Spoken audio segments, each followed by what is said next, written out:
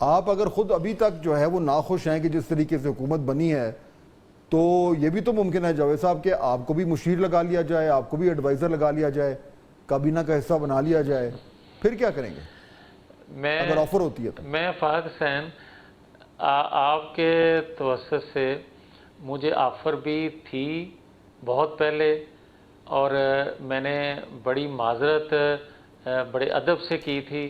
میں سمجھتا ہوں کہ جو منتخب لوگ ہیں انہی کا یہ استحقاق ہے۔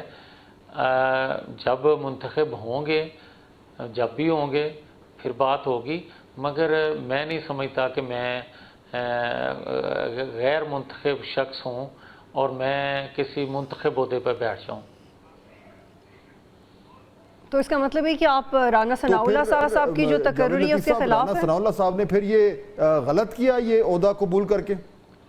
نہیں، میں نہیں کہہ سکتا یہ، اس بات کا رانا ثناء اللہ صاحب جواب دے سکتے ہیں۔ میں ان کے بارے میں اپنی بارے میں تو رائے دے سکتا ہوں، فہد حسین میں کسی دوسرے کے متعلق کیوں رائے دوں اور کس وجہ سے دوں؟ ہو سکتا ہے ان کو زیادہ مجبور کیا گیا ہو۔ کس نے جاوید اور کس نے مجبور کیا ہوگا؟ بطول صاحبہ وہ تو جیتے بھی نہیں تو مجبوری نہیں۔ میں تو صرف آپ اتنی اہم باتیں کر رہے ہو اور آپ چاہتے ہیں کہ ہم آپ سے سوال بھی نہ پوچھیں، ایسا کیسے ہو سکتا ہے؟ تو کس نے مجبور کیا ہوگا؟ ظاہر جماعت نہیں کرنا ہے، اور کس نے کرنا؟ یا جماعت خود مجبور تھی؟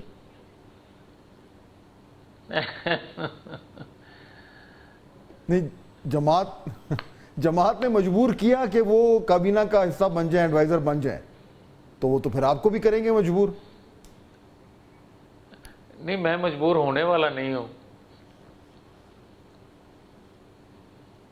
اچھا، تو پھر یہ جو آپ کا جی بالکل، پھر میں تو بہت خوشگوار موڈ میں تو حیران ہو رہی ہوں کہ پھر اگر آپ اتنا جو انقلابی پن تھا آپ کا، اس کا فائدہ کیا ہوگا؟ کیونکہ اگر آپ کوئی عہدہ قبول کرنے کو تیار نہیں ہے، آپ ایگزیکٹلی ان لوگوں کے نام بتانے کو تیار نہیں ہیں جنہوں نے آپ کے کالیگز کو مجبور کیا، تو پھر جو آپ کی ایفرٹس ہیں اور جو آپ اتنا بولڈ ہو کے ٹی وی پہ بات کرتے ہیں، اس کا فائدہ کیا ہوگا آپ کو اور آپ کی پارٹی کا؟ دیکھیں، دو چیزیں ہیں۔ میں نے نواز شریف کی قیادت میں جو جدوجہد کی پچھلے 35 سال سے، اس کے مجھے بہت سے ثمرات مل گئے، جو رہ گئے اس کے لیے جدوجہد جاری ہے۔ پہلی بات تو یہ ہے کہ آج لوگوں کو سمجھ نہیں آ رہی، انشاءاللہ اگلے ہفتوں میں سمجھ ضرور آ جائے گی کہ نواز شریف نے ووٹ کو عزت دو کا جو بیانیہ تھا چھوڑا نہیں تھا، اسی پہ تھے، اسی پہ قائم ہیں۔ ان کی جدوجہد کے ثمرات، اثرات نظر آئے کہ اداروں نے کہا ہم اے پولیٹیکل ہو گئے، اداروں نے اپنے اندر خود احتسابی شروع کر لی۔ اور آج بھی یہ بات کہہ رہا ہوں کہ جو لوگ ڈیل کی ایک سیکنڈ پلیز، جو لوگ آج ایک قیدی کے ساتھ ڈیل کی بات کر رہے ہیں، ہم بڑا واضح ہیں اور واضح کر بھی رہے ہیں کہ دیکھیں، پاکستان کی سرحدوں سے باہر سے کوئی آ کے 9-10 مئی کا واقعہ کرے گا تو آپ اس کو دہشت گرد ہی کہیں گے اور اسی طرح ٹریٹ کریں گے۔ اگر سرحد کے اندر سے وہی واقعہ کوئی اور کرے گا تو اس کو آپ کس طرح یہ کہیں گے کہ اس کے ساتھ بیٹھ کے ڈیل کر لی جائے، اس کے ساتھ NRO کر لیا جائے؟ یہ ہوتا نہیں ہے۔ ہم دیکھ رہے ہیں، سن رہے ہیں، اور جب کچھ چیزیں قریب پہنچیں گی تو پھر بات کریں گے۔ تو یہ لیکن مجھے بات میں بھی بڑی غور سے آپ کی بات سن رہا ہوں۔ آپ نے کہا کہ جب نواز شریف صاحب صدر بنیں گے تو وہ جو ووٹ کو عزت دو والا بیانیہ تھا وہ کہیں گیا نہیں، تو اس کا تو یہ مطلب ہے کہ جیسے وہ صدر بنیں گے تو پارٹی کا جو ایک جو بیانیہ ہے وہ واپس اسی طریقے سے آ جائے گا، اور ووٹ کو عزت دو کا جو بیانیہ تھا وہ تو یعنی اسٹیبلشمنٹ کے خلاف تھا۔ تو آپ کہہ رہے ہیں کہ اب وہ پارٹی میں ایک بہت بڑا چینج ہونے جا رہا ہے اس کے بیانیے میں؟ دیکھیں فہد حسین، آپ اس کو مفاہمت کہیں، اس کو مزاحمت کہیں، ہم کہتے کیا ہیں؟ ووٹ کو عزت دو بیانیہ ہے کیا؟